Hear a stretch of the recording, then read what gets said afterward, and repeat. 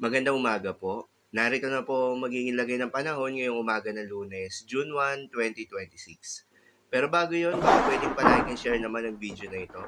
Comment ka na rin kung taga saan lugar ka para malaman natin kung hanggang saan umabot ang video na ito. Huwag mo din kalimutan na mag-follow at mag-subscribe sa ating Facebook page at YouTube channel. Sa kasalukuyan na tayo sa pag-asa, ang bagyong Doming ay napanatili ang kanyang lakas habang kumikilos north-northwestward sa may Philippine Sea.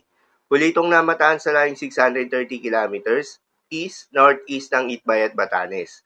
Taglay ang lakas ng hangin na umabot sa 130 kilometers per hour malapit sa gitna at pagbugso na umaabot sa 160 kilometers per hour, kumikilos pa north-northwestward sa bilis na 20 kilometers per hour.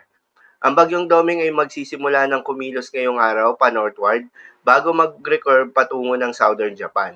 Ngayong araw din ay inaasahan na lalabas ito ng Philippine Area of Responsibility. Wala itong direktang epekto sa anumang bahagi ng ating bansa, subalit asahan na hahatakin pa rin ito o palalakasin ng hanging habagat na siya naman magdudulot ng mga pagulan at thunderstorms sa ilang bahagi ng ating bansa, particular na sa may western section.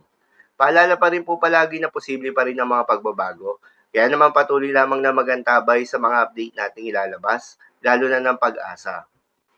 Dahil nga sa epekto ng habagat na patuloy na hinahatak ng bagyong Doming, posibleng makaranas ng malalakas na hangin ngayong araw sa may Batanes, Babuyan Islands, Metro Manila, Calabarzon, Mimaropa, Bicol Region, Panay Islands at Negros Occidental.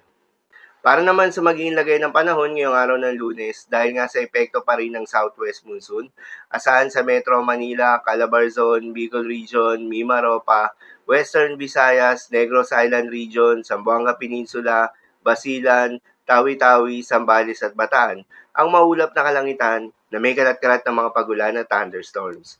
Posible ang mga pagbaha o pagguho ng lupa due to moderate to heavy rains.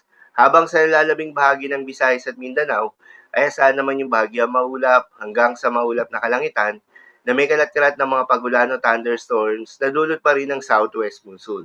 Posible rin ang mga pagbaha o pagguho ng lupa during severe thunderstorms. At sa nalalabing bahagi pa ng Luzon, ay asahan rin yung bahagya maulap hanggang sa maulap na kalangitan na may kalat-kalat ng mga pagulan o thunderstorms na dulot naman ng mga localized thunderstorms. Posible rin ang mga pagbaha o pagguho ng lupa during severe thunderstorms. Madalas, nabobo ang mga thunderstorms na ito tuwing hapon o gabi na nagtatagal ng 1 hanggang 2 oras. Kaya naman ingat sa mga posibleng banta ng pagbaha at pagguho ng lupa, lalong-lalo na sa mga lugar na inuulan na noong mga nakaraang araw pa.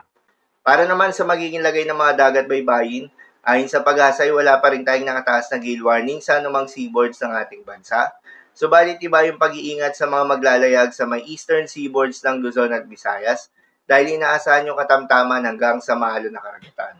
So yun lamang po para sa lagay ng panahon ngayong araw ng Lunes. Keep safe everyone.